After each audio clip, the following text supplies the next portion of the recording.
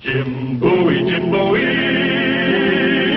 he was a bold adventuring man. Jim Bowie, battled for right with a powerful hand. His blade was tempered and so was he. Indestructible steel was he. Jim Bowie, he was a fighter, a fearless and mighty adventuring man. Jim Bowie, whose name one day was to be written into the annals of brave men at the Battle of the Alamo, along with those of Davy Crockett and Colonel Travis, is on his way home again, heading south along the Natchez Trace toward his plantation in Opelousas, Louisiana. Plantation owner, adventurer, Jim Bowie is always coming home because he's always going away, looking for new lands, new timber, and new adventure. But he never stayed anywhere very long, just until the adventure was finished, and then he'd start drifting homeward again. That is, unless another adventure delayed him.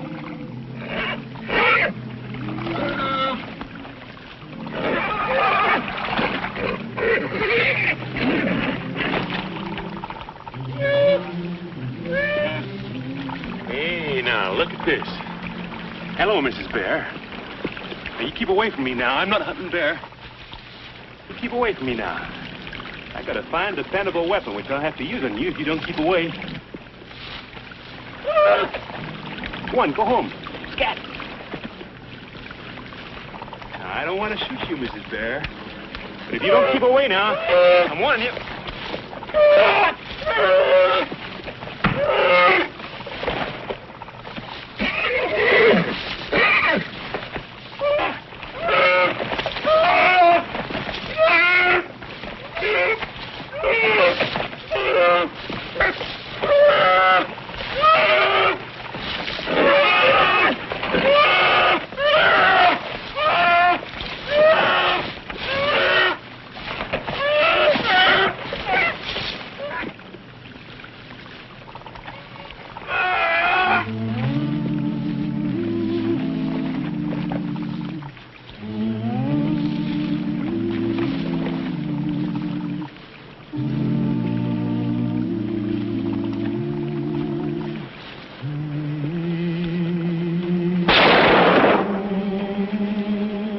Dependable weapon.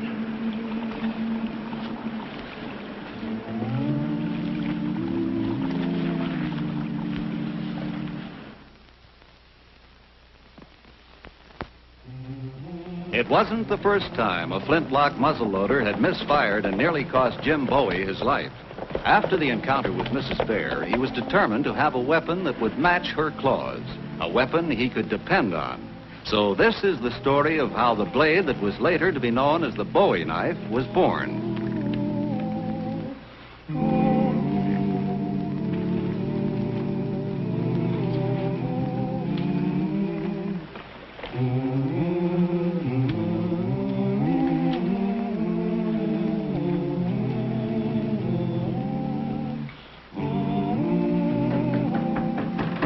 Anyone here?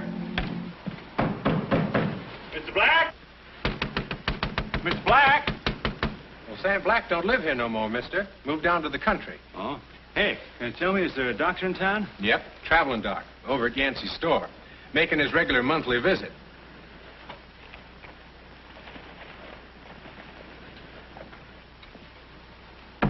One more day and you'd have had a bad case of poisoning of the blood. Clean it up good, Doc. Hey, mug of ale for my friend Jim Bowie, and a mug for me to keep him company. Every time the doc comes around, this thieving bunch of riffraff moves in. Keep your eye on Gypsy Joe and Louie and the cash box. You want that blanket? It'll cost you $1. Here's some mail, Jim. Well, thank you, Yancey. Well, here's quick healing to that arm of yours.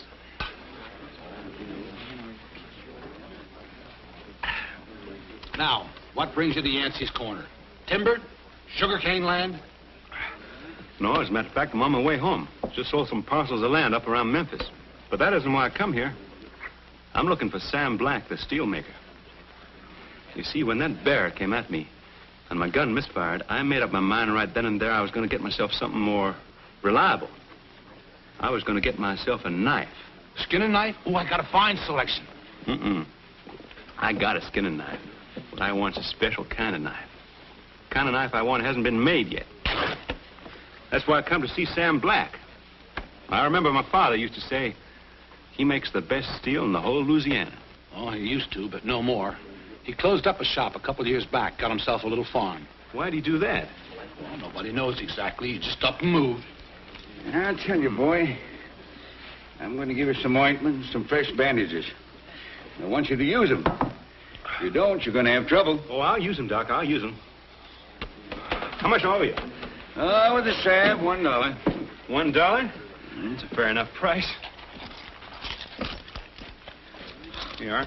I've got you $10. Oh. Here, Yancey, you pay it, will you? Put on my bill. Thanks. Now keep that clean, you hear? Yes, I will. Thank you, Doc. Where's this farm the Blacks have moved to? Bayou La Tourneau. Straight south by the river road, about 6-7 miles. Yeah? I think I'll go have a talk with Mr. Black. I want him to make me a knife. So do a lot of people. I can sell anything he makes. If you can persuade him, let me know, huh? Well, maybe a little of this gold will persuade him. Thanks for the ale, Yancey. I'll see you on my way back. Right.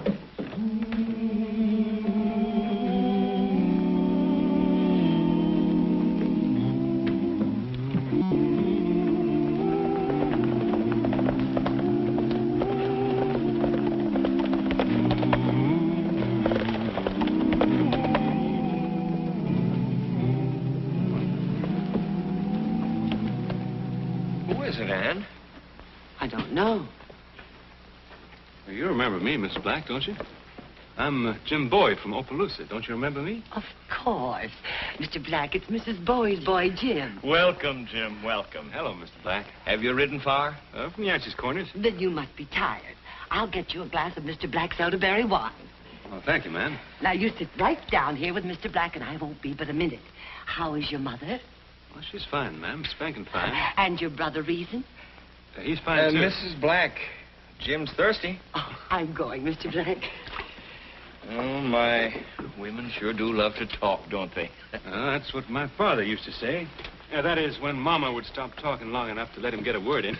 Yeah, well, we don't have too many visitors out this way. I suppose you're wondering why I've come to see you. There you are. Well, thank you, Mrs. Black. This is real social-like of you to call on us, James. My land, what happened to your arm? I had a little argument with a lady bear. She out-talks me. Well, that figures. Oh, now, Mr. Black. That's why I come to see you, Mr. Black. I want you to make me a knife. A knife? Next time I have an argument with a lady, I'd like to win it. Well, but Mr. Yancey has a real good assortment of knives. Oh, no, Mr. Black. Those kind of knives are too short to get through the fat of a bear. And they're too brittle when they hit bone. The kind of knife I have in mind is it's a special kind of knife. The knife I have in mind would have a blade about this long. Would be twice, maybe 3 times as thick as an ordinary knife. And be curved toward the tip and double-edged, so to cut 2 ways. And it would be balanced for throwing. So it would have to be made of the very finest steel. So the tip wouldn't break off when it hit something solid. I don't know. Maybe I'm asking the impossible. But I do know this, Mr. Black. If anyone can make me this knife, it's you. A double-edged tip. It's a most unusual knife. You have to be tempered 6, maybe 7 times very carefully. But, Jim, that's not just a knife. That's a weapon. That's right, Mr. Black. Knife doesn't misfire, and it's always loaded. Yes? An awful lot of work. Well, I'll supply the muscle and the sweat. All you'd have to do is supply the knowledge. That knife does fire my imagination, kind of like a challenge. 2 years ago, I would have accepted it, but now I can't even see my wife's face across the supper table. I'm just groping around in a world of shadows, and it's getting worse. That's why I closed up my shop. Things will be different tomorrow. We're going in to see Dr. Hogue at the Corners. He wrote us that he has some fine new spectacles with imported German lenses. We've been saving our money for it. Oh, I almost forgot. Here's another $1. Mr. Creary paid his milk bill. Spectacles. Even if we could afford them, there's no telling how much good they'll do. Jim, I think whatever the Lord wills, we have to accept. Mr. Black, if the doctor can't help you, I mean if the lenses do make you see again, will you make me the knife? Well, Jim, I'd be happy to. Now that that's settled, you'll be staying for supper, James. It'll be a pleasure, ma'am.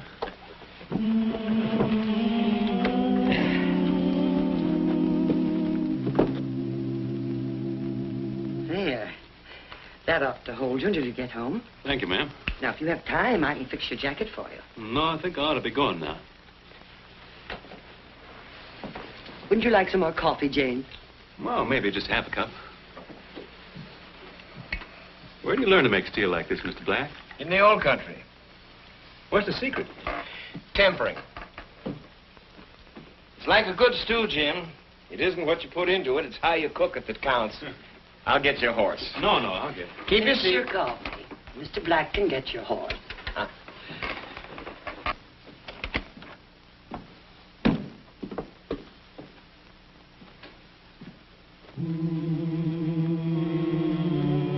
I encourage him to do all he can. Gives him confidence. You're not only a good cook, you're a wise woman, Miss Black.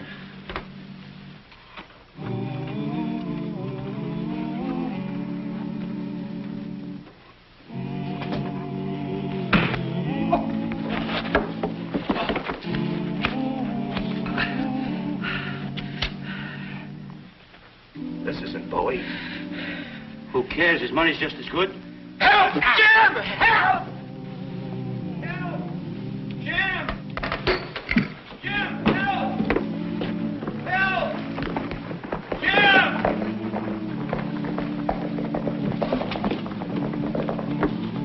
Mr. Black, what happened? Are you all right? Are you all right? Somebody hit me on the head and took all my money. Who was it? Did you see him? No, I didn't see him. Did they say anything? Yes, one of them said, "This ain't Bowie." Then they were after me. All that money gone now, we can't get your spectacles. Don't you worry, Mrs. Black. Your husband will get his spectacles. Just have them at Yancey's store first thing in the morning.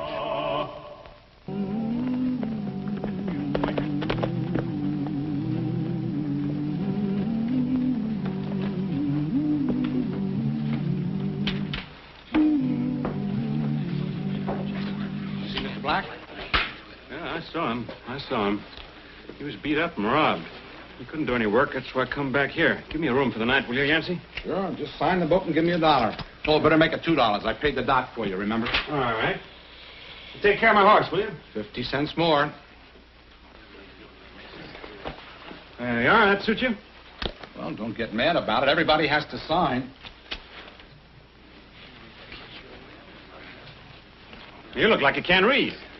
I can read all right. Don't worry. I want you to put the rest of this gold in the safe for me.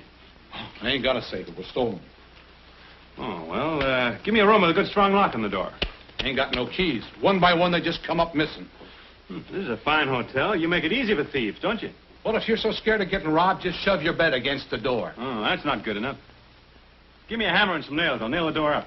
You shouldn't carry so much money anyways. I have to till I get to the bank in Opelousas. Here, nail yourself a number 6 down the hall. Number 6 got a window? One of my best rooms. Plenty of fresh air. Good. Fresh air is one thing I like. Good night. Good night. Beats me. Traipsing around the country, carrying a fortune on him, just looking for trouble. Give me a nightcap, Pete. Make it a double.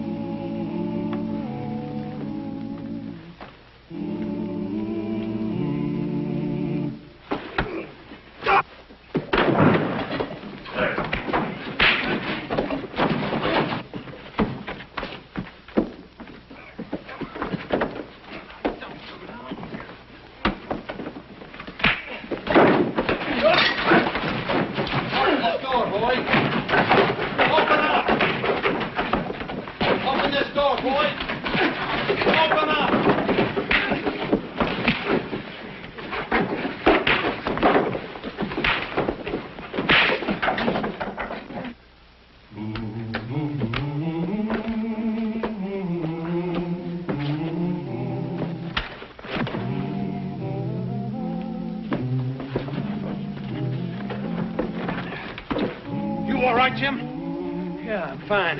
Just been entertaining a couple of visitors. You know these two? Yeah, it's Gypsy Joe and Louie. Yeah, these are the two who robbed Mr. Black, all right? This is his money pouch. Well, I've been watching these filthies come for a long time. You got any place we can lock them up while we send for the sheriff? Yeah, I got a hog sty out in back. It's full of fertilizer, though. Yeah? Just the place. You grab the other one. Right. Now, just a minute. Now, tell me when the small letters are clear.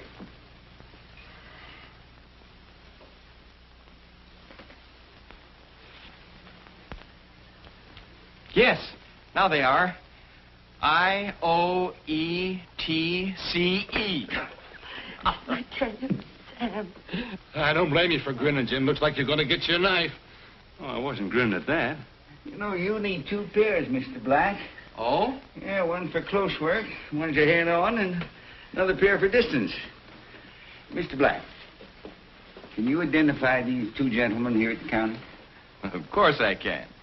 That's my old friend Yancey and Jim Bowie. Thanks for giving me my eyes back. Sam, I didn't. Oh, wait a minute. You're all blurred. My close glasses, if you please, Mrs. Black. Yeah. Oh, thanks again, Jim. Nice to see you, Yancey. How about this?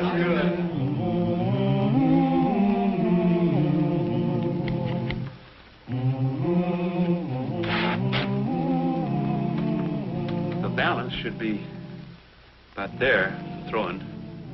Say, 1 complete turn in 30 feet.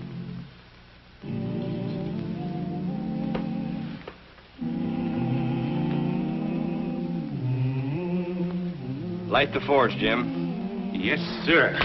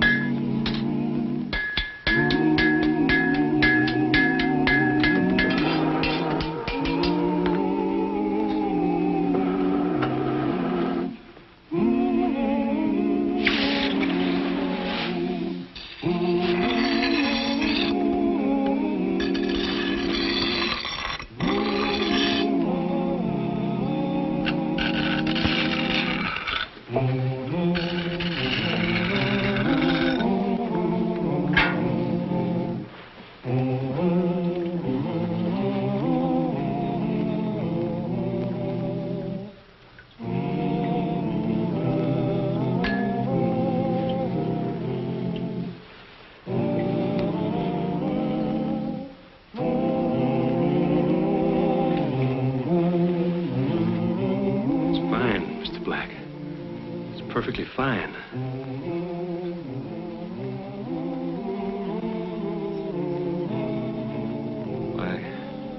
I never seen a piece of steel as fine as this in my whole life. There's a lot of gratitude in that blade, Jim. Come on outside. I want you to throw it. Huh? Come on, come on. Yeah, it's all right. Now, come here, Jim. That tree right... Uh-oh. Mrs. Black, please. Thank you. Yeah. That tree right there is about 30 feet. Go ahead and throw it. It's such a beautiful thing. I hate to risk it. Oh, it won't break. You sure? I'm sure. Go ahead. All right.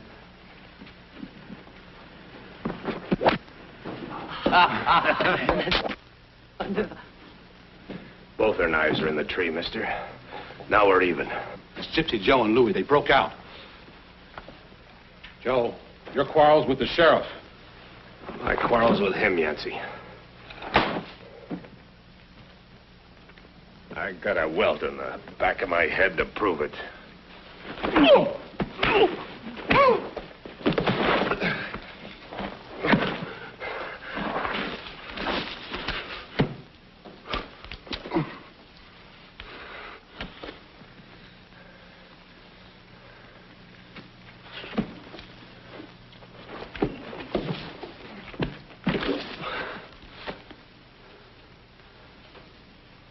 Well, now.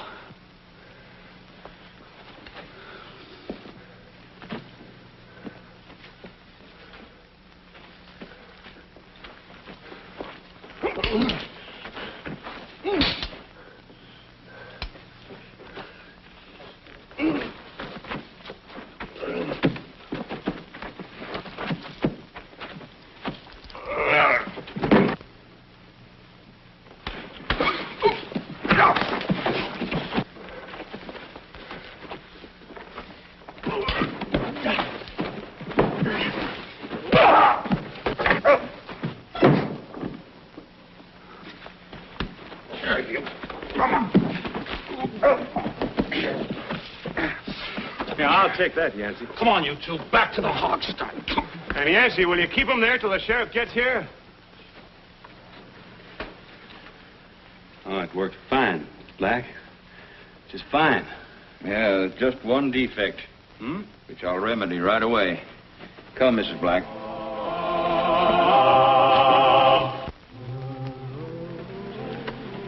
Here you are, Jim. Hey, you put a strip of brass along the back. Yes, the brass is softer than steel. Catch your opponent's knife and his blade won't slip off so easily. My opponent? Mr. Black, I didn't want this knife for fighting men. Jim, there are men in this world who are more savage than beasts. Use this wisely and may it always protect you. Thank you. I made this for it, James. Well, thank you, Miss Black. Thank you both very much. Take care of yourself, Jim. I will. Goodbye. Give my regards to your mother.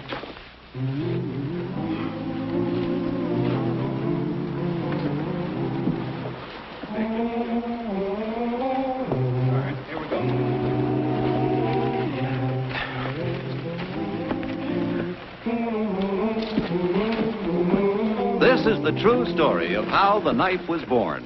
The knife that was to grow in legendary feats until it was known the world over by the name of its inventor, the Bowie knife.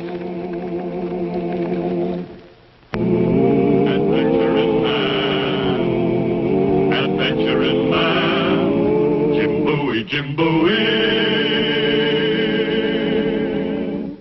He roamed the wilderness unafraid, from Natchez to Rio Grande.